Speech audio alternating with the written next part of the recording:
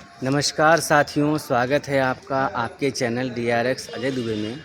मैं आपका मित्र अजय दुबे। आज हम आए हैं बड़ी शिव पर। ये देखिए बड़ी शिव का, ये देखिए बड़े शिव। बड़े शिव जी का नाम तो बड़े शिव है, लेकिन छोटे से हैं। जैसे तिलेश्वर नाथ जी का नाम था तिलेश्वर नाथ, लेकिन शिवलिंग उनका बहुत बड़ा था। और यहाँ पर है कि बहुत प्राचीन मंदिर है गोपीगंज का। ये देखिए नंदी है यहाँ के, ये यहाँ का तालाब है। आइए दर्शन कराते हैं शंकर जी के। ये देखिए ऊपर जो है सोमनाथ, मल्लिकार्जुन, महाकालेश्वर, ओमकारेश्वर, बैद्यनाथ, भीमाशंकर, रामेश्वरम, इस तरीके के सारे सब कुछ लगाया गया है।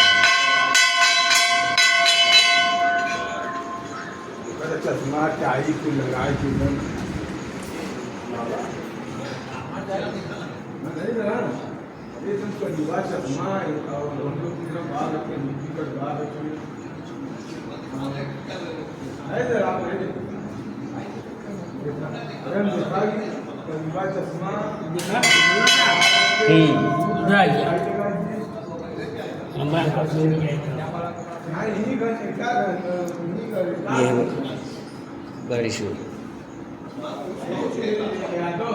ये है पुजारी जी।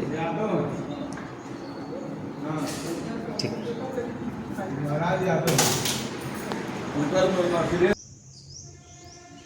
साथियों, आइए जो है डॉक्टर कुमदेश पाठक वैद्यराज जी को आज एक बार फिर आमंत्रित करते हैं।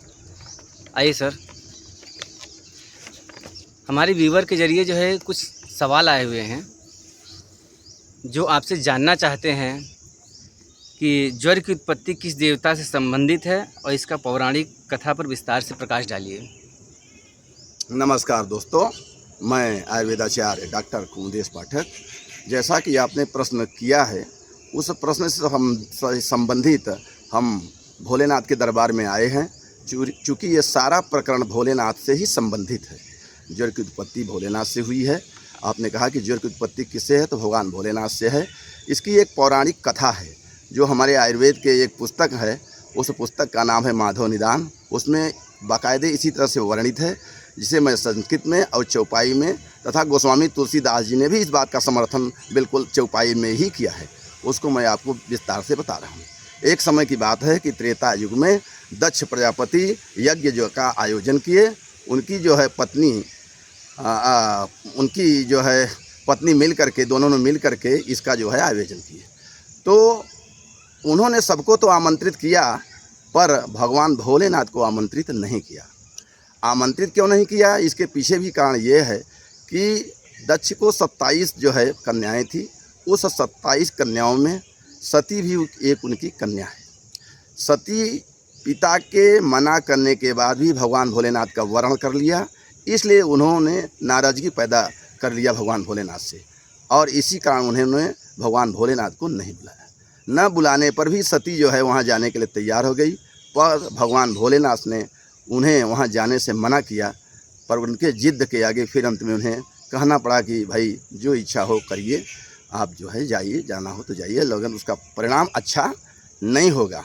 तो वो वहाँ पे गई तो वहाँ पे कोई उसका कुशल क्षेम नहीं पूछा, कोई स्वागत नहीं किया। केवल माता जो है कुशल क्षेम पूछा, और उसकी एक बहन थी, वो तो मुस्कुरा ही रही थी। दक्ष तो मानो सती को देख करके जल भुन गए हों। तो इस चीज़ को अब हम चौपाई में कह रहे हैं, जिसे गोस्वामी तुलसीदास जी भी कह रहे हैं।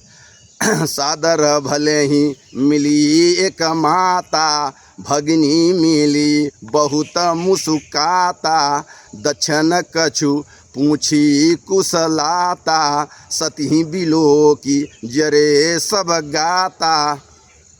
अच्छा, ये बताइए कि सती को जो है अग्नि योग में क्यों जलना पड़ा?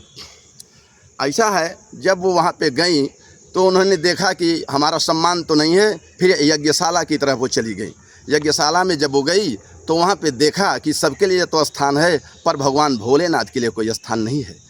इस बात को देख कर उन्हें बहुत आहत हुआ कि प्रभु तो मना कर रहे थे, पर मैंने ही नहीं माना।